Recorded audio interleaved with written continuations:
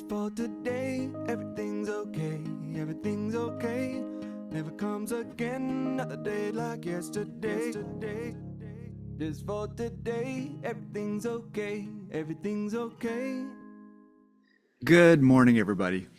I have an episode to do here, which I've been waiting to do, and I'm not sure what the intent or what the topic is, but I would like to share with you some of our experiences having lost our house and our home in Los Angeles on January 7th due to the wildfires. And sometimes I have an uncanny ability to extract the point as I'm meandering forward and just telling the story, and maybe that will happen and maybe it won't. But I wanted to check in because I hadn't done an episode for quite some time, and that's largely due to a lot of scrambling to recover and respond to the situation.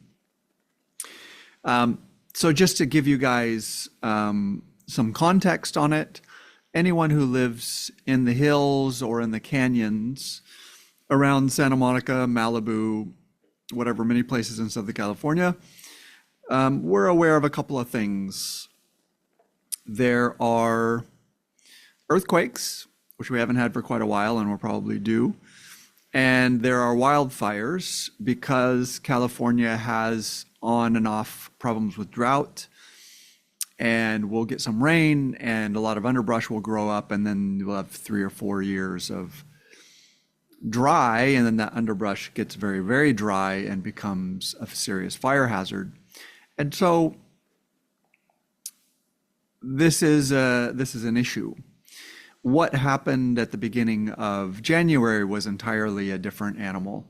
The fire marshals are pretty strict about coming by and checking homes and making sure that you've done brush clearance, et cetera, keeping the brush away from your house, cutting the dried palm fronds out of the palm trees, cleaning up, getting, pine needles off of your roof, anything that could increase the risk. And we had done our due diligence. Each year we had attended to those things. There's something that was very, very different. And when I'm saying this, I grew up in Corbett, Oregon, home of the east wind, when it was not surprising or unusual during the winter to sometimes have windstorms with gusts up to 70, 80, 100 miles an hour. I remember just playing around, and sometimes if you caught the gust right, you could like literally lean to it and almost fall, and it would hold you up. And for the first time since I've lived in California on January 7th, up in the hills, we were experiencing Santa Anas, which for those of you who don't know, every year, dry, hot winds in the fall or late fall blow up from Mexico. And so it'll kind of get cold, maybe even a little wet and overcast, and then all of a sudden we'll have a dry, hot season again for a couple of weeks. So the Santa Ana winds were blowing up from the south, but I had never seen wind like that in Los Angeles, California. I remember dropping my daughter off at school, and there was a crossing guard who had her stop sign, and she's a smaller woman, and the stop sign, of course, right, is going to catch the wind. And she was sort of holding it, and the wind slammed it against her body and almost knocked her over. And I was like, wow, like I haven't seen wind like this since the Columbia River Gorge. So there was something very, very different, right? The wildfires are always a challenge, and the firefighters in Southern California are skilled and experienced like few other places in the world at dealing with it. But what happened on the 7th, the wind was so vicious and so dry, and everything had been drying out, that there was nothing that they could do. They were not going to be able to arrest the progress. Again, you had winds whipping up to 60, 70, 80, 90 miles an hour, ripping through those canyons. And then once the fire started, of course, you get high pressure and low pressure systems, right? The fire is going to create its own windstorm. And even if the pilots had the skill to navigate that, which is extremely dangerous to them, and right at some point they're going to have to ground them because you're just going to end up losing firefighters. Even if they could drop water, their ability to drop water on a target, the wind is just blowing the water into mist and just blowing it wherever. To get low enough to actually hit a target was not going to be safe, was going to be very unsafe. And so essentially, for those of you who don't know, the fire swept across an entire city. When I say that, people think of Los Angeles as a city, but Los Angeles, there is a downtown LA, which is rightly its own city. But because of, interestingly, ironically, water politics, what people consider the city of Los Angeles is actually a loose conglomerate of many, many cities. The city of Santa Monica, the city of Beverly Hills, the city of Playa del Rey, the city of Marina del Rey, the city of Malibu, the city of... There are cities on the other side of the hill in the valley that are separated from us by mountains.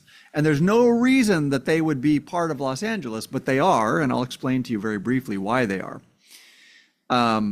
Downtown, East LA, Compton, South Central, Torrance, San Pedro, I believe Palos Verdes. It's an enormous area. So when I tell you an entire city burnt, I don't mean that the entire city of Los Angeles burnt. That would be crazy, right? That would be between 10 to 13 million people displaced, right? Because a lot of people are undocumented. They don't even know how many people are in Los Angeles. I think officially it's around 5 million or 8 million or something. I don't know. But the entire city of the Pacific Palisades burnt from one end to the other. And at one end is Malibu, and Malibu also burnt. And at the other end is Brentwood and parts of Brentwood and across the Santa Monica Mountains. But the entire community of the Pacific Palisades burnt. In some places, maybe 1 out of 20 or 30 homes survived, or an apartment complex survived because of the materials it was made out of. The center of the Pacific Palisades is called the Village, and there's a accumulation of shops and some condos and a lot of grassy areas and a movie theater. It's really beautiful. It survived because the developer who built it actually managed to get some fire retardant and some water in there and protected that area. But there's an area called the Alphabet Streets. It's just street after street after street after street after street for a couple miles of just home after home, up lines after home, like all the way from where we were up on the hill down to Malibu, all the way over to the canyon that separates the Pacific Palisades from the city of Santa Monica. The entire thing burnt, all of it. Again, in some places there would be 1 home in 10 that survived. In other places, 1 home in 30 survived. In the Alphabet Streets, I don't think a single home survived. So in one night, an entire city displaced. And there were heartbreaking moments, and I'll share some of those with you if they're of any interest to you. In our personal experience, and what a lot of people experience, both my wife and I work in Santa Monica. And so you get up and get your kids ready and you rush about and you do this and that. And, because of the fires, we had our essential documents and some cash and jewelry set to the side. But but we have to do this every year. So for the most part, it's just like, okay, it's just a normal day. I drop my daughter off at school. My wife drops my son off at his preschool, which was in Santa Monica, a different area. And you go to work. And suddenly you start getting phone calls, and my wife was lucky enough, we were lucky enough that she was able to get back up before they closed the area. She barely made it up to rescue our cats and some clothing for the kids, some diapers and a bag of food just in case. And then it took her hours and hours and hours and hours to actually get out. And many people abandoned their cars. Our babysitter, our au pair, was driving my vehicle, and she left it. By hook or by crook, by luck, it actually survived. But you go to work, and then you never go home. And it's a weird, weird experience. You go to work, in the back of your head is this place where all your stuff is, where you've configured your life. We'd lived there for going on 8 years. You know, you've bought the things that serve you, and you've organized your life in the way that you are used to. And it's this place where you have a loving relationship with your neighbors and neighbors' kids. And, you know, the school was right down the bottom of the hill for us, literally 1 minute away. And we were quite close to that community. And you go to work, and then while you're at work, the thing explodes and burns, and suddenly nothing's left. There's nothing to go back to. There's no infrastructure. The bank burnt down, the Gelson's burnt down, the Ralph's burnt down, all of the restaurants burnt down.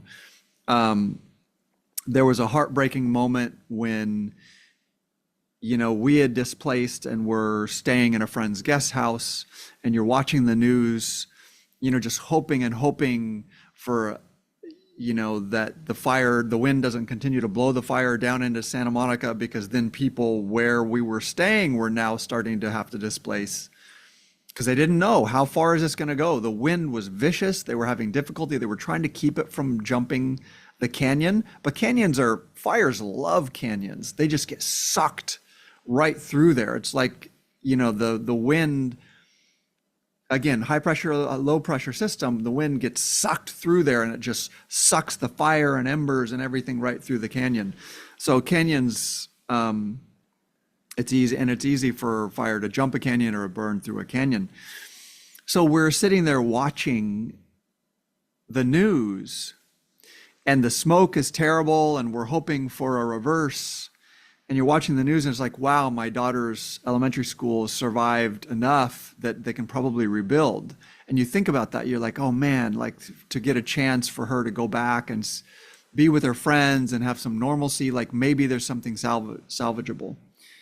And then, you know, a couple days later, it's, oh my goodness, thank God the wind reversed direction. And you try not to think about, well, that means somebody else who was going, thank God the wind's not going our direction, now they're in trouble. Like there's nothing good, right? There's no way to be like, oh, thank goodness, you know, the universe is looking out for us, the wind went the other direction. Well, no, that means someone else is in danger, and the animals are being burnt, you know, who are trapped in homes, or horses in stables, right? There's no, and it was pretty heartbreaking when I realized later, that moment that I'd had of relief of like my own family, my own kids, the wind is going the other way, the air is cleared in Santa Monica, to find out later that reversal, the fire that already burned down the hill, it reversed the fire, and it went back and completely burnt down my daughter's school.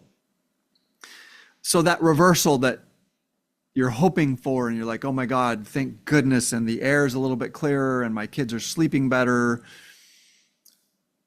burnt, like finished my daughter's school. Finished, like there's nothing, there's no structures left.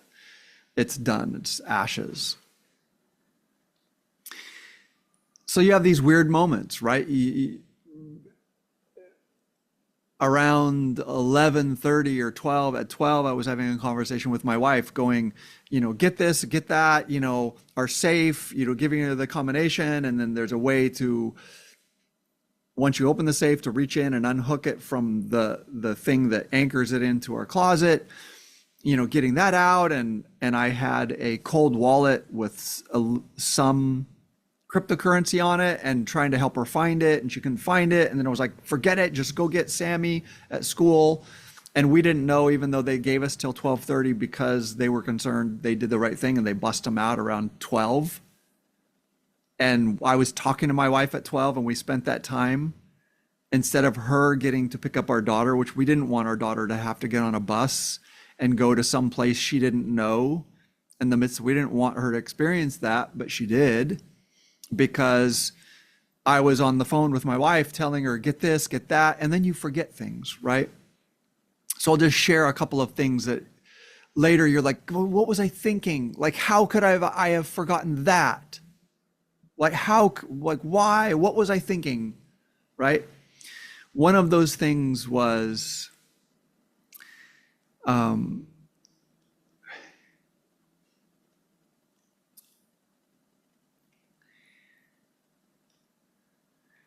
since my daughter was a baby, when she slept,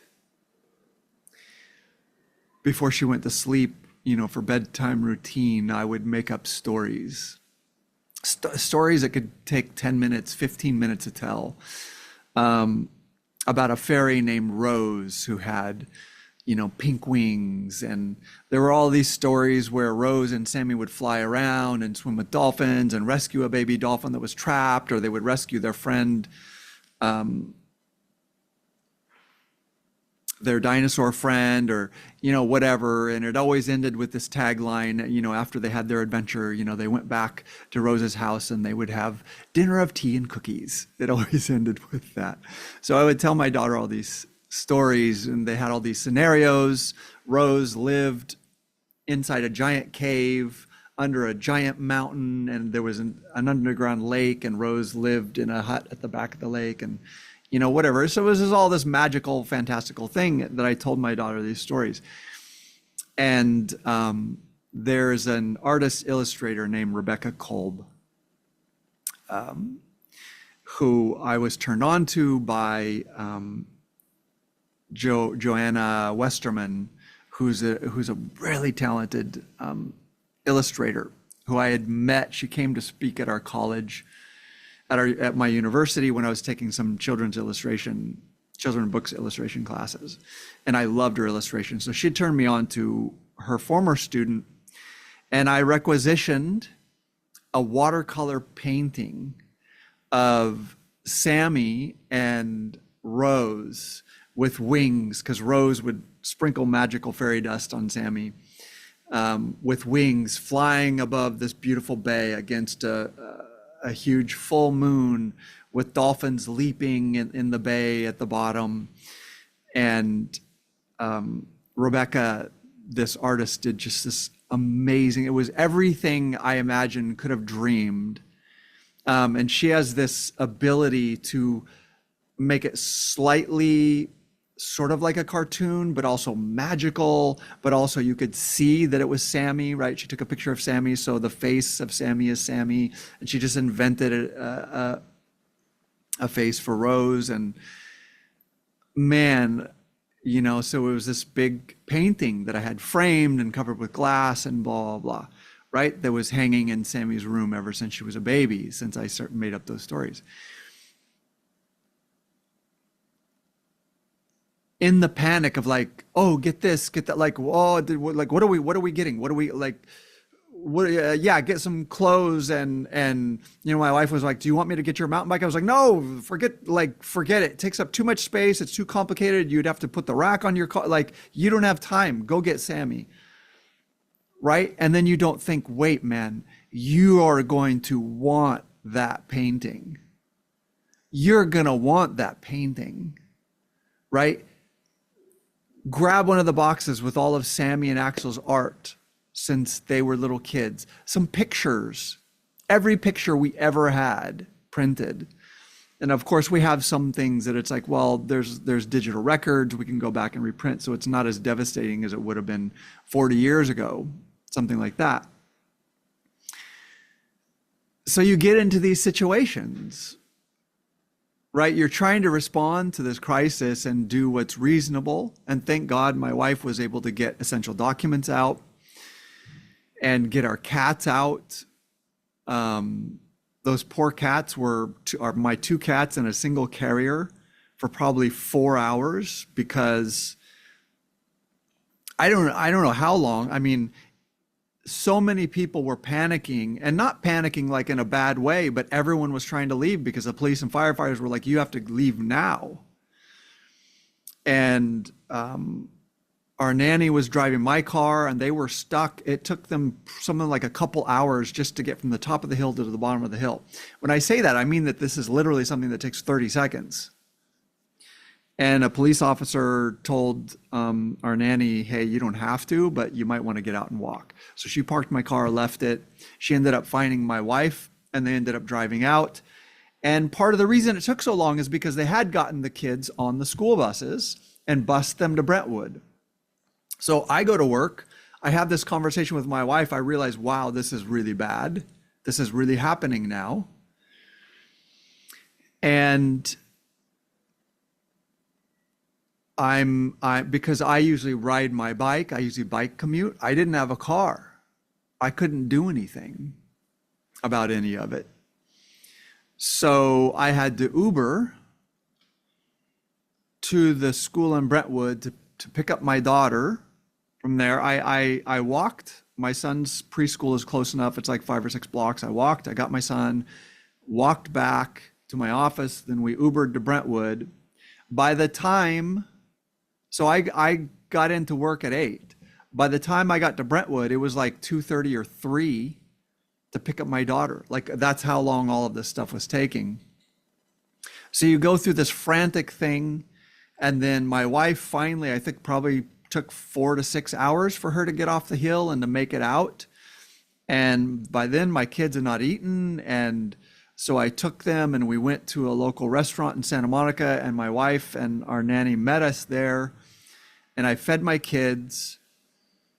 And I don't remember, but I think we'd already reached out. And thank God, very close friends. Noel Rodriguez, Dr. Rodriguez, thank you. We love you.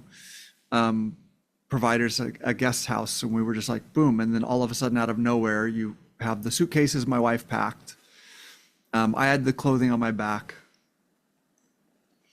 Thank God, again, my wife had managed to, like, a couple of pairs of underwear, some t-shirts for me. She had rescued some shoes, right? Just like she did the right thing. Like, but again, you don't think of the things that you're like, oh my God, like, why didn't we put the painting of Sammy and Rose in there?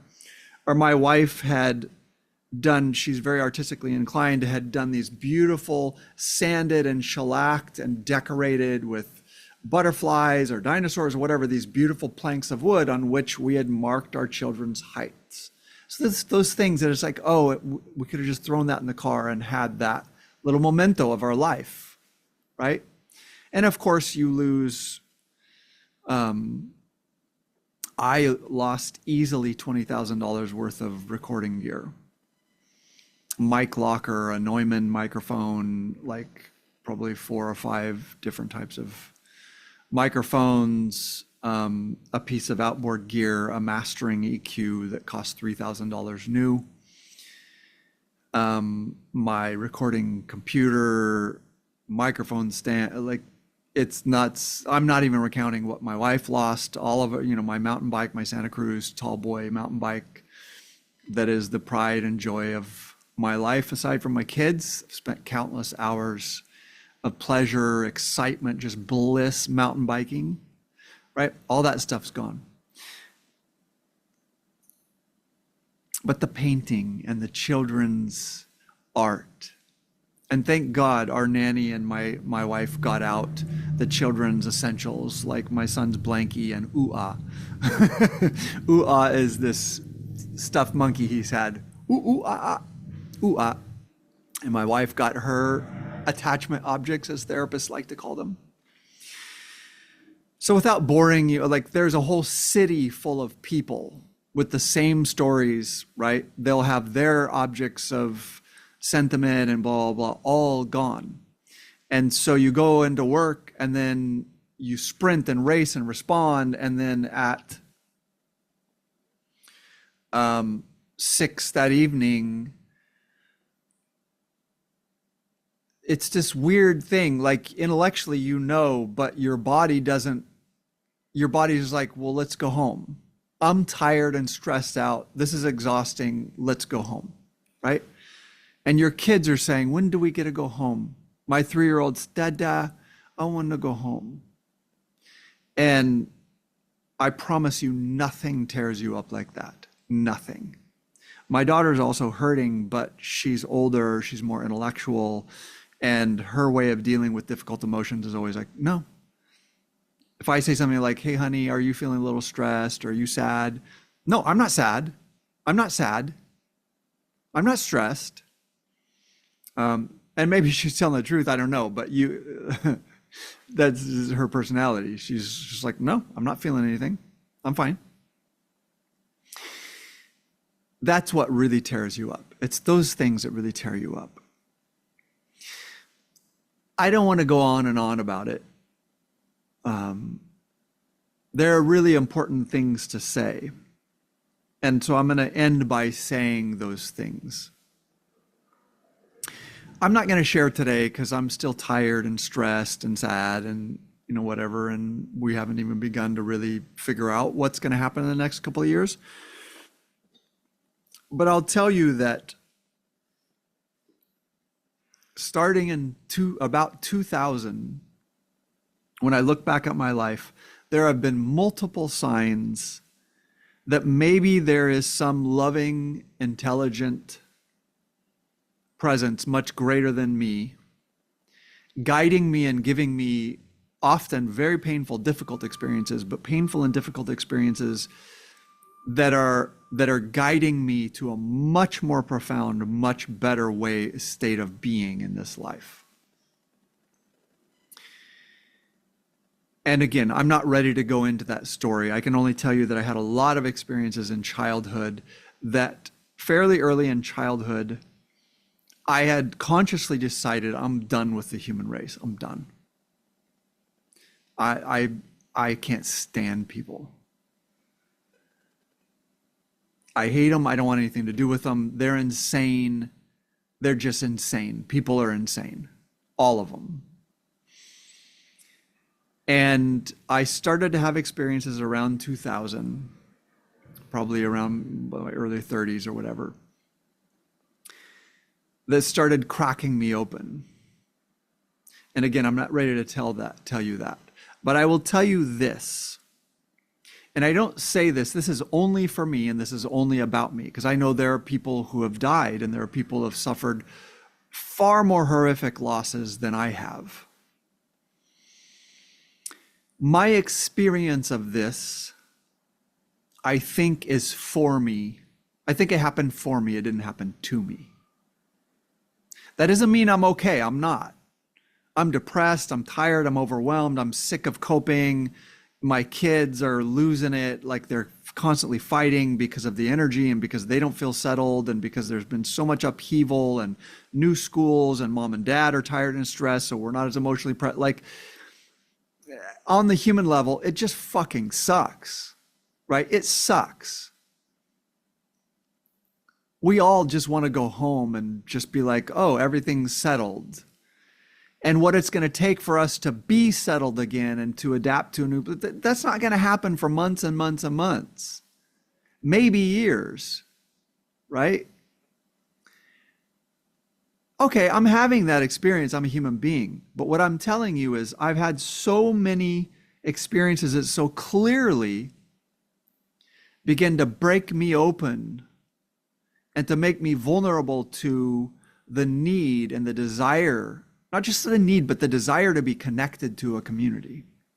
So I can tell you that I've been on this path over the past 10, 15 years, but especially significantly in the last couple of years, I've been connecting to a deeply, deeply loving, kind community. That's not about ego, it's not about positioning, it's not about money, it's not about anything other than what would it really mean to be love, to be present, to not judge, no matter what. Don't judge, don't judge. It hurts me, it hurts you, just to be present.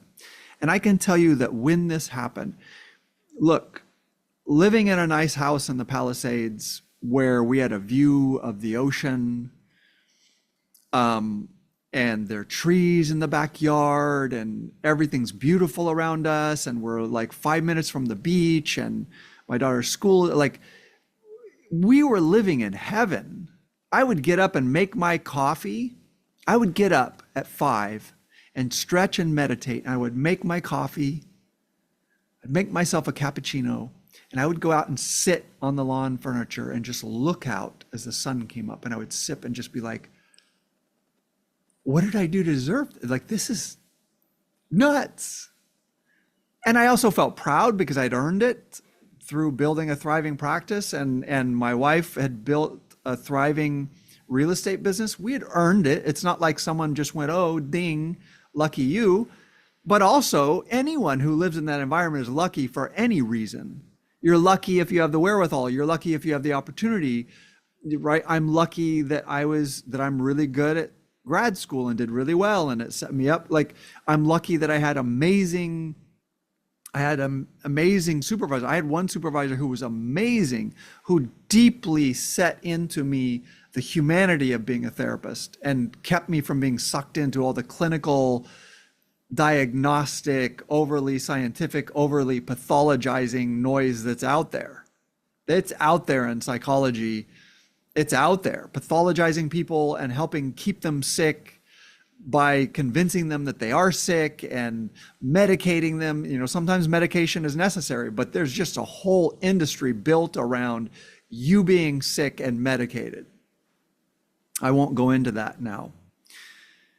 So there I was, right, amidst all that beauty.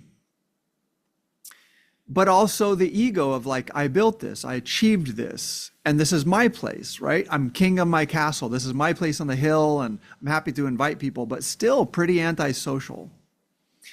This experience removed any pretense that I am in control. It removed any pretense that I am the father who will raise my children and provide for my children, and removed all pretense. And in 12 hours, it became blindingly obvious that I was going to care for my children through the love and care and connection with community. And I was going to sustain myself through the love, care, and connection with community. And I was going to receive, or my kids were going to be homeless. And I was going to receive, or we were in dire financial straits. I had a choice. And again, it's not about money or things, although people have helped us with both of those things. But all of it has been done with love, with a desire to simply provide my family with what we need. Nobody's going, oh, here, John, here's $10 million, you never have to work again. That's not appropriate, right? That's not what life is about.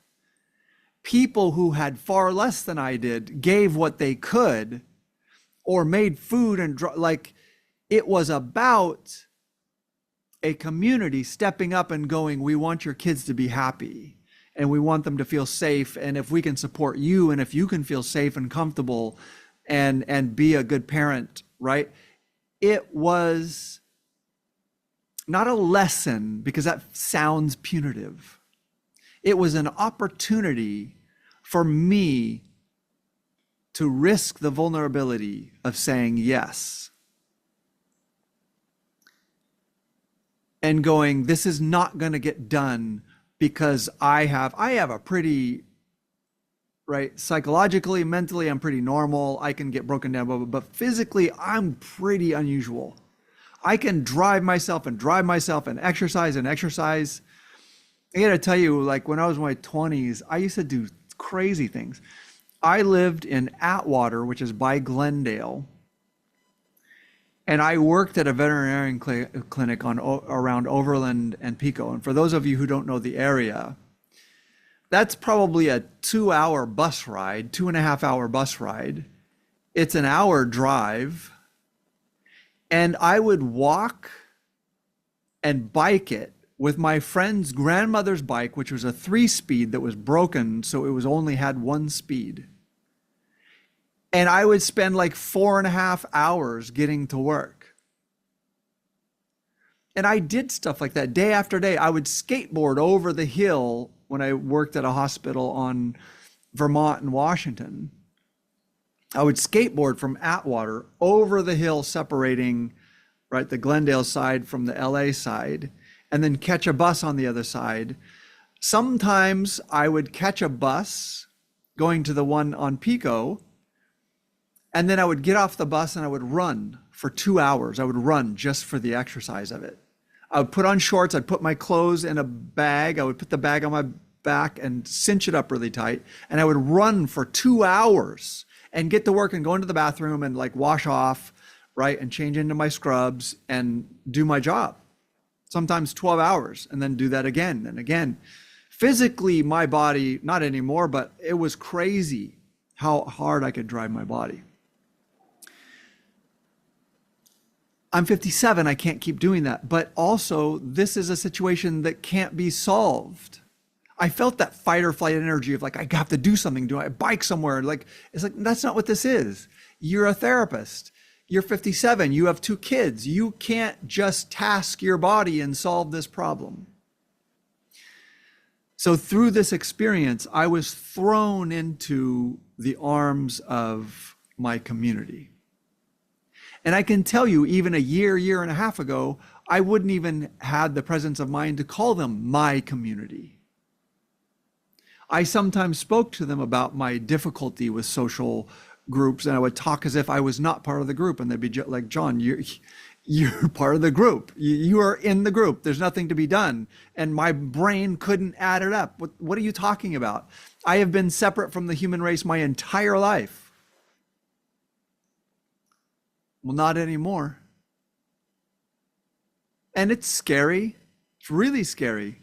I spent over half a century seeing myself as an animal, and I don't mean that in a negative way, but just not of this human race, not of the politics, not of the money, not of the fill out this form and triplicate, not of the bureaucracies, not of the anger and the frustration and the cruelty, not of it. Just fuck all of you people. That's how I felt. That's how I felt my entire life, was just fuck all you people.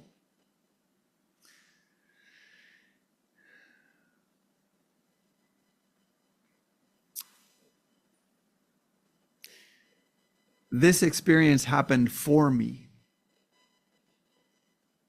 because I was thrown into the loving arms of the human community, however crazy, right? And then I know, well, I'm crazy too, and I'm cruel to people too, and I'm whatever, right? Through this experience, and I still harden up, but it's like, nope, that's not going to happen, because I'm still caring for my children, and I'm still in a situation where I need the community. I'm just lucky enough that at this point I have the wisdom, the humility, the helplessness to say yes and to accept the love and support and care of this community. So I guess that's the point, right? I started out by saying I'm not sure what I'm relating to you about having our home burned to the ground and everything in it. We escaped with our cats, our lives, some clothing, some essential documents, and 2 cars. We got lucky there. Although the insurance is still totaling mine because the back window was broken and the thing just reeks of smoke, toxic, sort of like whatever. I don't think I could put my kids in it.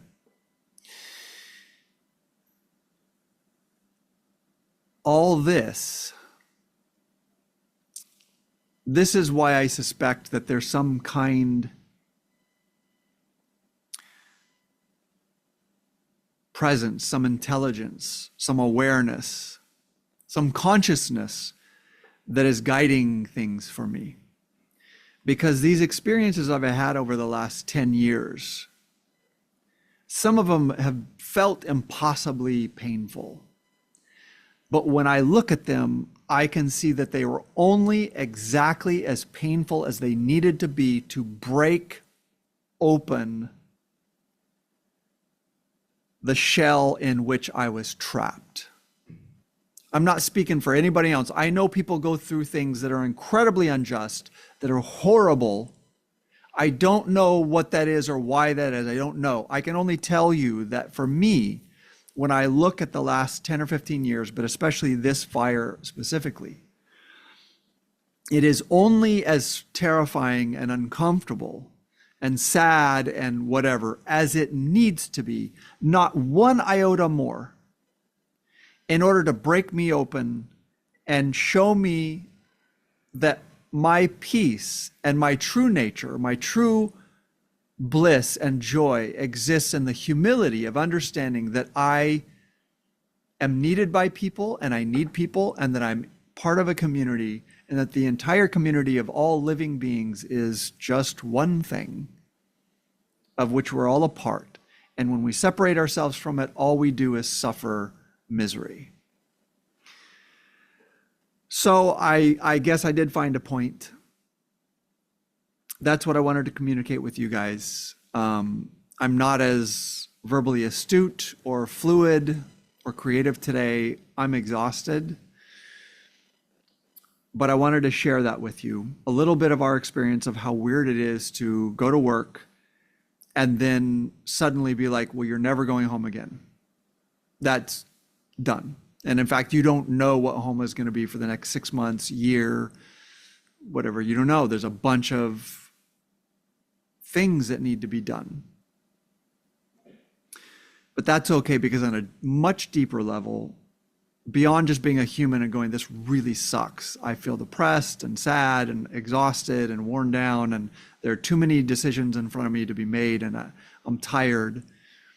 But on a much deeper level, on a spiritual level, this happened for me, and it solved a problem. It opened a prison and invited me to walk out, and I said yes, and it's worth it. That's the message, okay? It opened a prison for me, and I said yes and walked out. Now it's on me to stay out. I will rebuild my life. When I do, it's on me to be absolutely sure that I don't build it as a place to escape the human race and the human condition, but as a place to serve the human race and the human condition, to be a part of the human race and the human condition, and in fact, a part of all conscious living beings. That's what I got to say for today. I love you guys. I hope you have a wonderful day. There's gonna be suffering in it, but I'm also gonna have a wonderful day, okay? So I want you guys to do the same. I love you guys. Talk to you next time. Take care. Just for today, everything's okay, everything's okay.